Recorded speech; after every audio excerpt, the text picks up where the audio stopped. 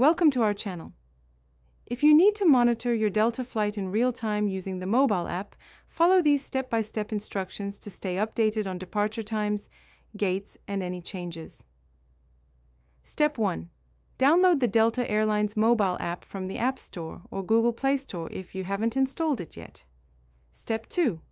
Open the Delta app on your smartphone or tablet. You can check flight status without logging into your account. Step 3. Tap on the Flight Status tab located on the home screen of the app, usually at the top navigation area. Step 4. Enter your flight number in the search field, or alternatively enter your departure and arrival cities with your travel date. Step 5. Tap the Search button to retrieve the current flight information from Delta's database. Step 6. View the comprehensive flight details including scheduled departure time, estimated arrival time, current gate assignment, and terminal information. Step 7. Tap on the flight for expanded details such as aircraft type, seat map, and any reported delays or cancellations. Step 8.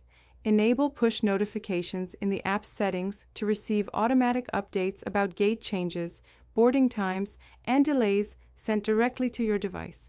Don't forget to like this video and subscribe to our channel.